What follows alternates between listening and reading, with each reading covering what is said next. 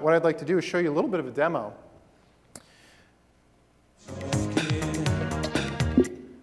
I'm going to mute my music in my car, and I'm going to switch over to make sure I've got the right device here. So in much the same way that an auto company would create a concept car to show latest technology, latest design, human factors integration, think of this as our concept car for the IVI. Imagine this as a projection of my phone up on my vehicle screen. Here I've got the start page for my car, if you will. You can see I've got some key information about speed limits and things I need to know right now. I'm able to pin things that are important to me right here, so common tasks I can go and I can pin. I'm able to go and maybe select different views. Maybe it's not navigation. Maybe I care more about now playing. I've got a really nifty swishy sound when I move around.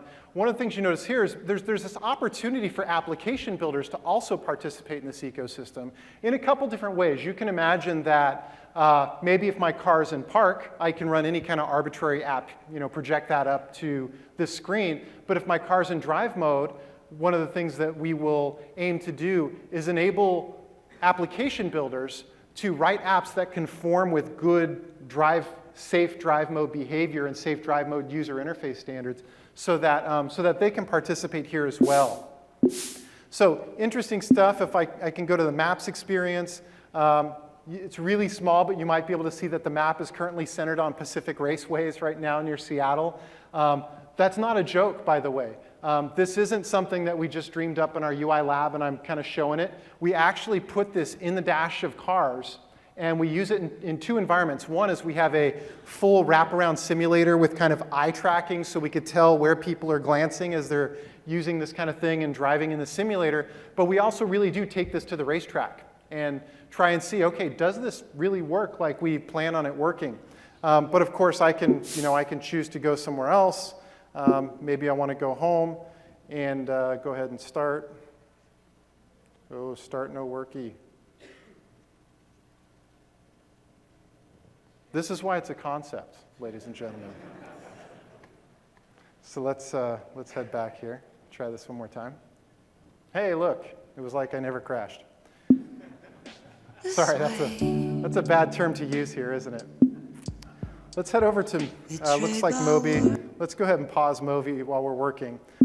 So we saw navigation. The other thing that's interesting is communication, and there are a few different modes of communication that would be important to me. One is obviously calls, so I should be able to touch the tile to somebody that I want to get in touch with, make that call.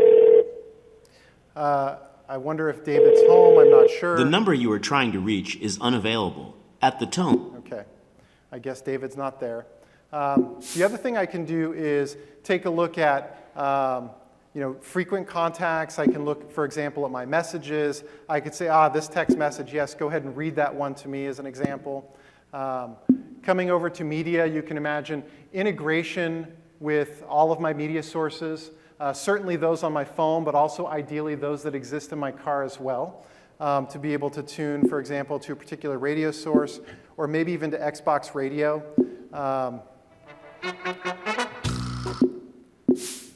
To be able to go through my collection of media on my device and manage it and play it from there.